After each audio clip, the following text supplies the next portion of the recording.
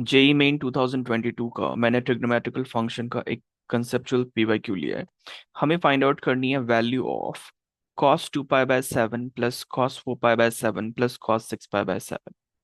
सबसे पहले x को एज्यूम करेंगे 2 पाई बाय 7, तो हमारी जो गिवन क्वेश्चन है वो कन्वर्ट हो जाएगी cos x plus cos 2x plus cos 3x। इस क्वेश्चन को सॉल्व करने के पहले हमें कुछ इंटरेस्टिंग एंड इंपॉर्टेंट सी बातें याद रखनी है।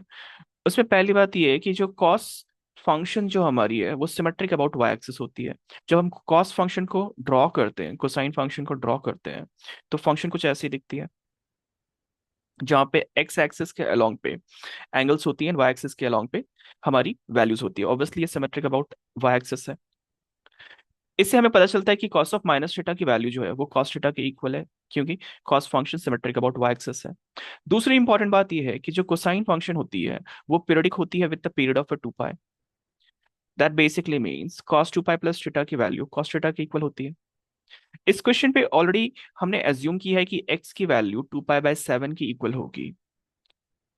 7x की वैल्यू 2 पाई की इक्वल आ जाएगी, जो कि हमें कंप्लीट सर्कल दे देगा। 4x को हम लोग लिख सकते हैं 7x - 3x, एंड 7x की वैल्यू ऑलरेडी 2 पाई दी हुई है, तो 4x की वैल्यू आ जाएगी 2 पाई - 3x। cos 4x की वैल्यू आ जाएगी cos 2 पाई - 3x। हमें पता है cos 2 पाई - थीटा cos थीटा होती है, तो cos 4x की वैल्यू आ जाएगी cos 3x के इक्वल। इस सिमेट्रिक कंडीशन को जनरलाइज करेंगे तो हमें मिल जाएगी cos 5x की वैल्यू cos 2x के इक्वल, एंड cos 6x की वैल्यू cos x के इक्वल। हमें ध्यान रखना है कि जो सम होती है, sum of all seven roots of unity जो होती है वो 0 होती है। इसका प्रूफ मैंने राइट पे दिखाया। तो हमें मिल जाएगी 1 plus Z plus Z Q plus Z⁴ plus Z⁵ plus Z⁶ की वैल्यू 0 आएगी। जहां पे z की जो वैल्यू है that is e⁻i 2 pi by 7 है। दैट मीन्स एक सर्कल को हमने 7 इक्वल पार्ट्स में डिवाइड किया है।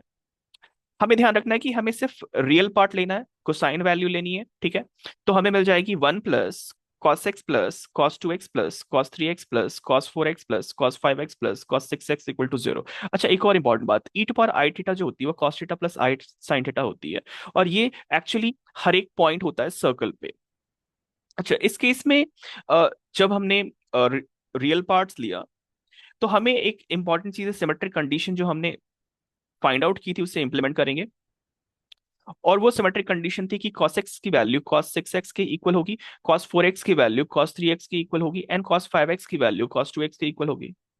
इन तीनों कंडीशन को इंप्लीमेंट करेंगे तो हमें मिल जाएगी 1 plus 2 times of cos x plus cos 2x plus cos 3x equal to 0।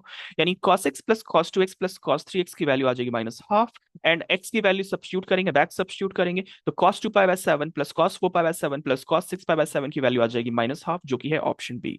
इसे एक और तरीके से बनाया जा सकता है जो कि ट्रिग्नोमेट्री का तरीका है, लेकिन ये भी काफी इलीट मेथड है। अगर आपको चाहिए कि मैं बनाऊं ट्रिग्नोमेट्रिकल मेथड से, so please message, please like and subscribe, and thank you.